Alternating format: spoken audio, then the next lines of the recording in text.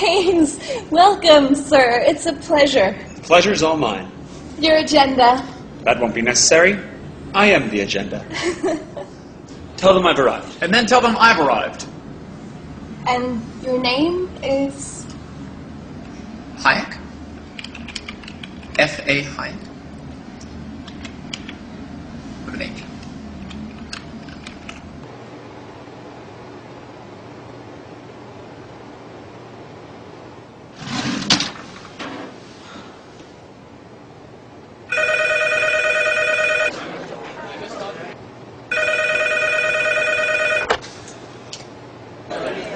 Freddie. Yep. Keynes. Hey, listen, party at the Fed. Already. 20 minutes. Lobby. John Maynard Keynes. F.A. Hayek. Yeah, we're opposed. We oppose each other philosophically. In the same studio. We've been going back and forth for a century. I want to steer markets. I want them set free. There's a boom and bust cycle and good reason to fear it. Play low interest rates. It's the animal spirits. John Maynard Keynes wrote the book on modern macro. The man you need when the economy's off track. Depression, recession, now your question's in session. Have a seat and I'll school you in one simple lesson. Boom, 1929, the big crash. We didn't bounce back, economy's in the trash. Persistent unemployment, the result of sticky wages. Waiting for recovery, that's outrageous. I had a real plan, any fool can understand. The advice real simple, boost aggregate demand. C-I-G, altogether gets to Y. Keep that total growing, watch the economy fly. We've been going back and forth for a century. I want to steer markets. I want them set free. There's a boom and bust cycle and good reason to fear it. Play low interest rates. It's the animal spirit. You see, it's all about spending. Hear the register cha-ching. Circular flow, the dough is everything. So if that flow is getting low, doesn't matter the reason. We need more government spending. Now it's stimulus season, so forget about saving. Get it straight out of your head. Like I said, in the long run, we're all dead. Savings is destruction, that's the paradox of thrift. Don't keep money in your pocket or that growth will never lift. Because business is driven by the animal spirits, the bull and the bear. And there's reasons to fear its effects on capital investment, income, and growth. That's why the state should fill the gap with stimulus, both the monetary and the fiscal. They're equally correct. Public works, digging ditches, war has the same effect. Even a broken window helps the glass man have some wealth. The multiplier driving higher the economy's health. And if the central bank's interest rate policy tanks, a liquidity trap, that new money stuck in the banks. Deficits could be the cure you've been looking for. Let the spending soar, now that you know the score.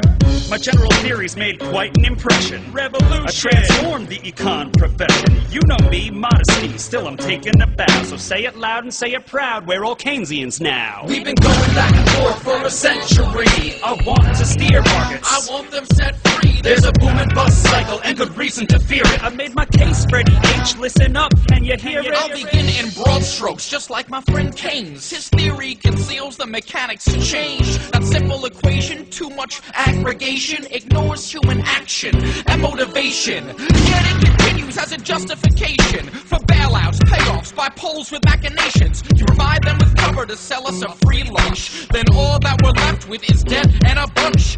If you're living high on that cheap credit hog, don't look for a cure from the hair of the dog. Real savings come first if you want to invest. The market coordinates time with interest. Your focus on spending is pushing on thread. In the long run, my friend, it's your theory that's dead. So sorry there, buddy, if that sounds like invective. Prepare to get schooled in my Austrian perspective. We've been going back and forth for a century. I want to steer markets. I want them set free. There's a boom and bust cycle and good reason to fear it. Play low interest rates. It's the animal spirit. The place you should study isn't the bust, it's the boom that should make you feel leery. That's the thrust of my theory. The capital structure is key. Malinvestments wreck the economy. The boom gets started with an expansion of credit. The Fed sets rates low. Are you starting to get it? That new money is confused for real loanable funds. But it's just inflation that's driving the ones who invest in new projects like housing construction. The boom plants the seeds for its future destruction. The savings aren't real, consumption's up too. And the grasping for resources reveals there's too few. So the boom turns to bust as the interest rates rise. With the cost of production, price signals relies. The boom was a binge, that's a matter of fact. Now it's devalued capital that makes up the slack.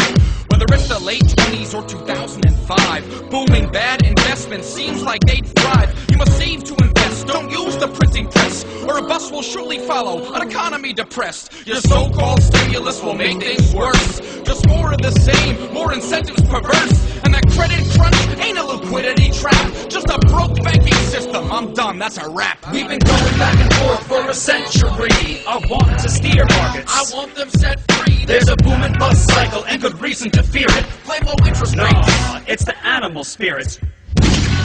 The ideas of economists and political philosophers, both when they are right and when they are wrong, are more powerful than is commonly understood. Indeed, the world is ruled by little else. Practical men who believe themselves to be quite exempt from any intellectual influence are usually the slaves of some defunct economist. The curious task of economics is to demonstrate to men how little they really know about what they imagine they can design. They've been going back and forth for a century.